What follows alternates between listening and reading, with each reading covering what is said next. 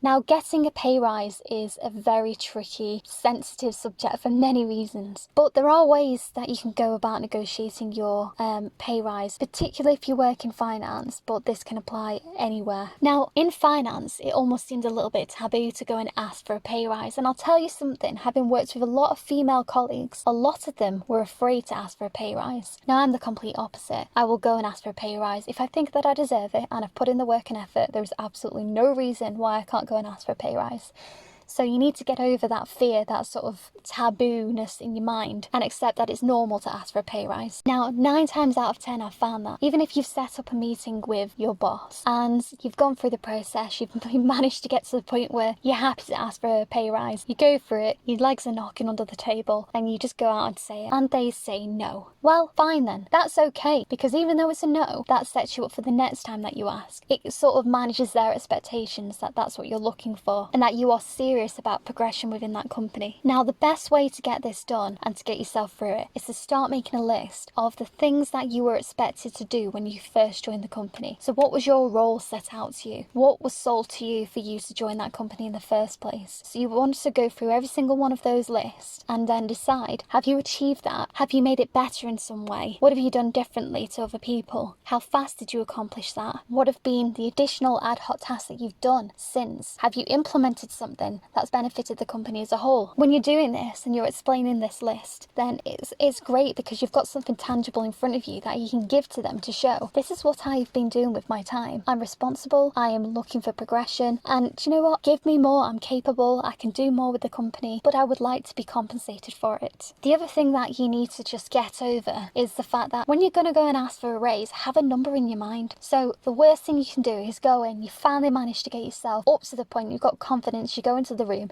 can I have a raise? Okay, what number were you thinking? And you just draw a blank because you didn't even think you'd get this far. So you want to prepare. What do you want? Do you want 5%? Do you want 10% increase? Do you want 15% increase? What is it? But get it straight in your mind so that you're prepared when you get asked that question. My second point is that if you are key to the company, you've got to imagine, in order to replace you, right, what would that company have to do? They'd have to go and pay fees to a recruiting agency to get somebody in. And I'll tell you that those fees are usually 5, if not up to 20% of that individual's annual pay. So not only do they have to hire somebody on potentially more than what they're paying you right now, but they also have recruitment fees. So it's in their vested interest to give you a pay rise. What's great with this approach is that it also gives you a defined list with your boss or manager of agreed upon actions. So, okay, if they say no this time, well, what is it that I need to do specifically in order to get that pay rise? And they'll give that to you. So you can talk that through and revisit it again in 3 to 6 months. So 3 to 6 months down the line, fine. Well, I've achieved exactly what you said. So now let's negotiate. Let's talk. Now, the worst thing that you can do is to go in to your boss and say, you know, you've received an outside offer. So that offer is a lot more than what you're being paid right now. Maybe it's not. Maybe it's just a little bit of a different direction, you know, £2,000 or £3,000 additional. Now, the worst thing you can do is go in and say, I've had this offer, right? What are you going to do about it? How much are you going to give me to keep me here? Well, I'll tell you that boss is already thinking you're now off their list. You're not anymore involved in their strategy going forward. They're not thinking about you. They just are waiting for you to leave now. The best thing that you can do in that situation is go in and say, okay, I'm a little bit surprised. I've had an offer from outside of the company. I'm not going to take this because I really enjoy working here and I want to be part of the future here. But can we come to some kind of negotiation to look at my future prospects and, you know, what else I can do to be involved in order to get higher up in the company and to achieve a higher salary? This way you're avoiding going down the road of being threatening or, you know, in any way confrontational, and it's not insulting either. You're telling them the truth, and if anything, it makes you look good because you are open and honest about the situation. Now, if one of my employees came to me and said that, I would go out of my way to make sure that I could develop them further in future and give them the opportunities that they wanted, knowing how loyal they are and that they're willing to put in the effort, opposed to me thinking, okay.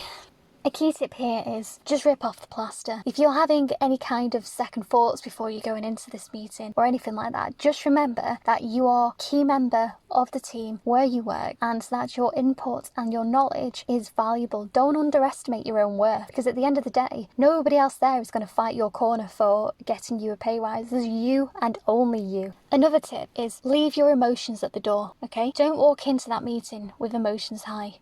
Instead, replace those emotions with facts. Facts about how you are doing, what you are doing to better the situation, what you're doing to better the company, and that will get you a lot further. And don't feel the need to justify yourself. This is not you fighting your corner in terms of, this is what I do, I'm here to show you what I do. That's not it at all. This is an opportunity for you to ask questions about you getting yourself promoted or increasing your salary in some way. And just remember that you are the one who should be steering this conversation. You should be the one asking the questions, because that will give you control over what is going on and what is being said. Now, whatever you do, you want to make sure that your tone doesn't come across as needy. And don't also be so agreeable, is what I'd say. So don't be accepting of the first thing that they say in some cases. So make sure that there is an agreement between the two of you. So you want to make sure that they're comfortable with whatever offer comes out of it and that you're comfortable. So don't go away and just be the yes man. Yeah, okay, I'll accept 3k. No. Don't do that. Accept what is right for you and what you should be paid. Now, if you don't get the answer that you're looking for with this sort of conversation, then there's two things you can do. You can either ask, okay, what is it that I need to do? What skills do I need to acquire? What do I need to build on? Are there any courses that are available to me? Is there any training that I can attend?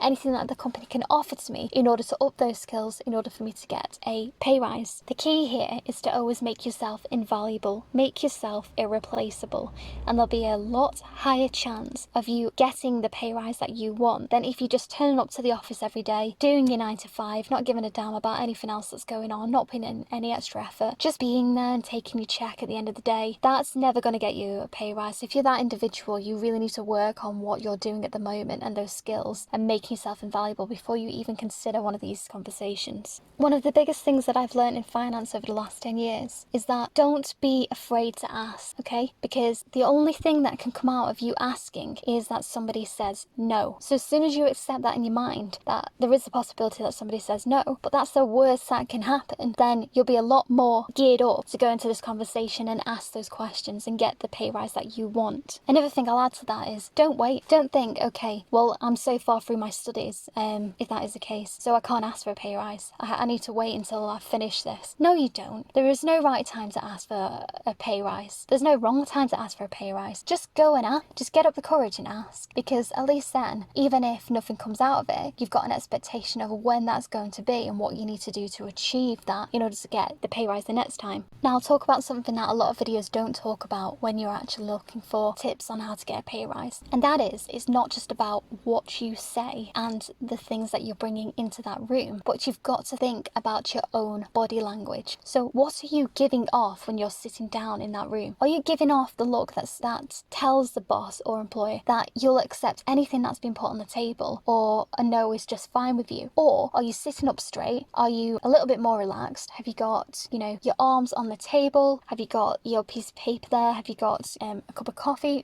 Even having a cup of coffee in the room can help you sometimes just keep a little bit stable. Are you making eye contact with them? Little tiny things like this give off the look of confidence, and I'll tell you from personal experience that this 100% works, and is something that you need to keep in mind when you're doing this. So don't come across like a scared rat who's not going to ask for anything, that this whole meeting was a mistake. Go in there like you own the place, you own the room, you own what's going on, you own the conversation, you're in control of the conversation, you know exactly what you want and the points that you've got in your mind. Even rehearse them the night before. Get in front of the mirror if you need to and just rehearse them, or speak to a family member or a friend and tell them exactly what you're going to say and get a little bit of feedback, because sometimes the first time you say something might not be the right way of saying it, or you think, damn, I should have said it this way, or damn, I should have asked that question. So rehearse it in your mind, rehearse it with your friends and family, go over it and make sure that you're pitch perfect before you go to your boss. Now, I hope that all of these tips helped you in some way, and if you have benefited from this, or you've got your own life story to tell, then please do leave that in the comments below. And once again, thank you for watching. If you liked the video, please do give it a thumbs up.